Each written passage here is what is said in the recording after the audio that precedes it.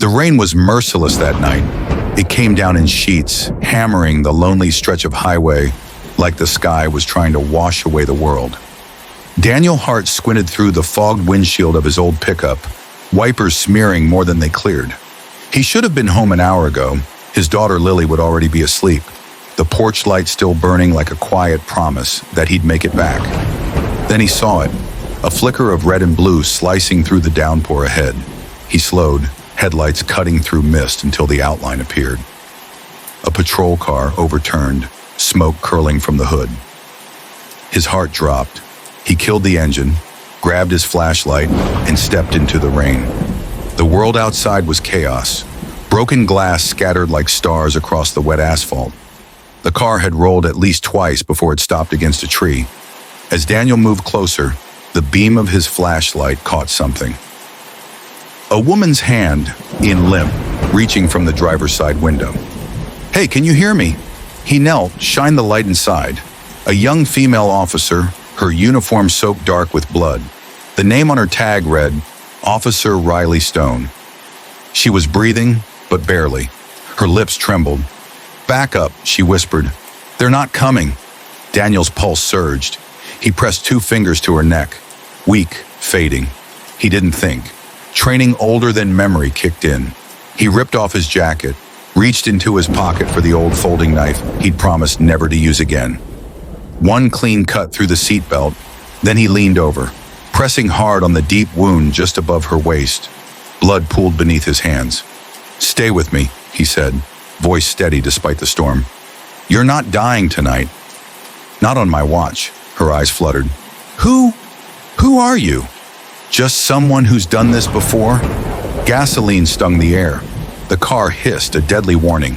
He could see flames licking at the underside of the hood. No time. Daniel forced the driver's door wider, metal groaning in protest, then slid his arms under her. The first lift was agony, for her and for him. She cried out, pain sharp enough to pierce the rain. I know, he muttered, breath ragged. "Just breathe, officer." "We're almost out." He carried her clear, just as the car erupted behind them. A flash of orange swallowing the night. The shock wave knocked him forward. He shielded her, body taking the brunt, heat scorching his back. When he looked up, fire painted the trees, smoke rising into the rain. Her head rested against his chest. Why'd you stop?" Daniel stared into the flames. "Because someone once didn't." Her breathing was slowing. He couldn't lose her. He laid her down, tore open his old delivery bag, and pulled out a weathered black kit, military issue. The label faded, the edges frayed. He hadn't touched it since his wife's funeral, but his hands remembered. Gauze, clamp pressure, stitch.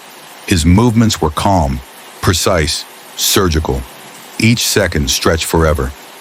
The rain washed the blood from his arms, but not from his memory. "Tell me your name," he said to keep her awake. Riley? Good.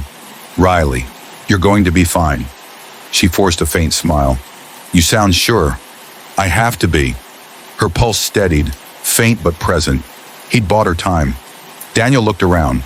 No signal, no lights, no backup. Only the hiss of rain and the glow of burning metal behind them. He lifted her again, slower this time, and began walking toward the faint glow of distant headlights. Each step a prayer. Half a mile through mud and darkness, a truck finally appeared.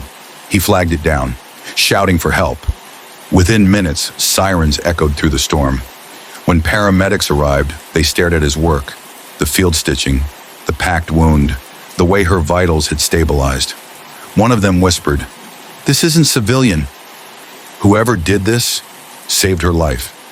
Daniel said nothing. He stood in the rain, soaked and silent, as they loaded Riley onto a stretcher. "Sir," an officer called. "Who are you?"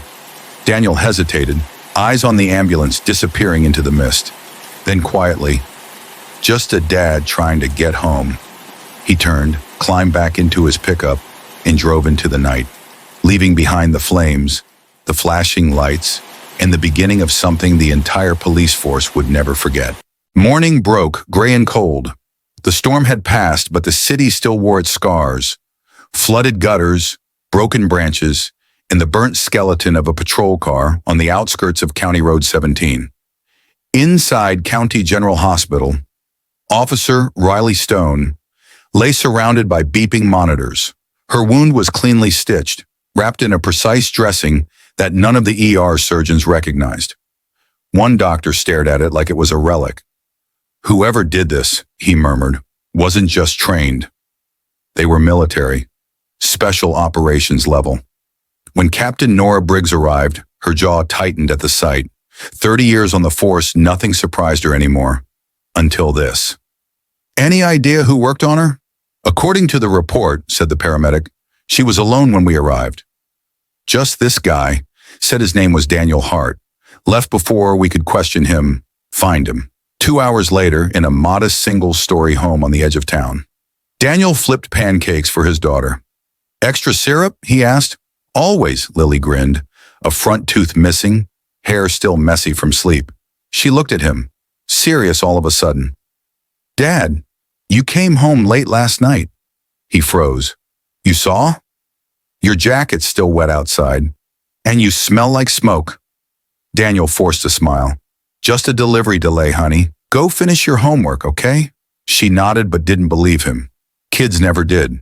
The knock came just after 9 a.m. Firm, official. Through the curtain, he saw two figures, one in a dark coat, the other in uniform. Daniel's chest tightened. He opened the door slowly. Mr. Hart? That's right. I'm Captain Briggs. This is Detective Kai Morgan. We'd like to ask a few questions about last night. Daniel gestured for them to step inside. The living room was simple, clean but lived in. On the wall, a framed drawing from Lily, a man, a little girl, and a dog that didn't exist. Captain Briggs studied Daniel. You were at the crash on County Road 17? Yes. You saved Officer Stone's life. He hesitated. I just helped until medics came. That help was surgical trauma care. You used hemostatic gauze, arterial clamps, sutures. You don't learn that driving delivery trucks. Daniel's jaw flexed.